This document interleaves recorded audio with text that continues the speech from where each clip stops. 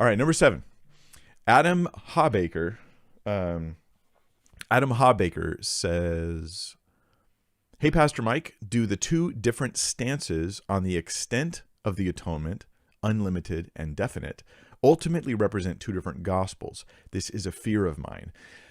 Okay, let me just bring anybody up to speed if they're not where Adam's at with this question. So the extent of the atonement is a fancy way of saying, like, who did Jesus die for? Who did Jesus die for? And my phone's blowing up.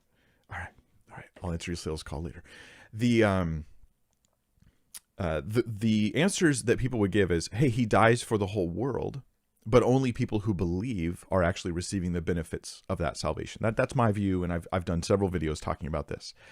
And that would be called like unlimited or universal, the extent of the atonement. It extends it, right? But the application is limited to those who believe.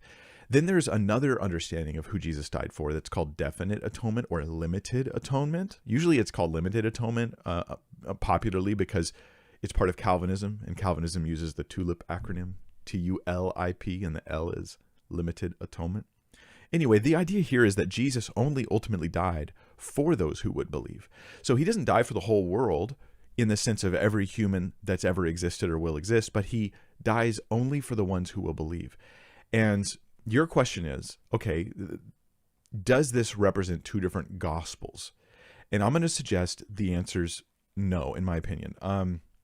Because while I care about this issue, and I think the scripture is clear on this issue, so I definitely disagree with limited atonement. And of all of the points of Calvinism, this is the most disputed. Like if you polled Calvinists, more Calvinists disagree with the L part of Calvinism, the limited atonement part, than anything else, right? So this isn't even universally held in Calvinism, although I think it's consistent with Calvinism, but that's my view.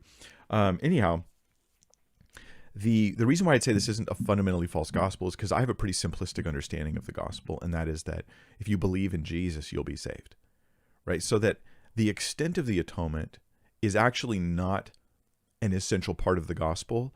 It's the application of the atonement upon all those who believe. That's the part that is essential. And this part, both sides agree on. So this, to me, is a secondary issue. This is an issue believers can openly disagree on. And this is where, for me, I look at denominations and I look at different groups, but I don't see as much division as others see because I see a lot of secondary issues. And I go, hey, I disagree with you there, but you're my brother, and I can hold hands with you. I disagree with you there, but my sister, and I can hold hands with you. And we can gather together with all of our cat hair, and we can hold hands. so yeah, I disagree with the Calvinist on this. Do not think it's a gospel issue. I don't know a good reason to think it is a gospel issue. I'd have to hear it, and I'm very slow to call something a gospel issue because, to me, gospel issue means you're wrong on this. You're wrong about heaven and hell. You're wrong about salvation. Like you're not saved because of this issue. So I don't call it a gospel issue. Does it connect to the gospel in a secondary sense? Yes. But when I use the term gospel issue, I mean, you better get this right or you're not saved.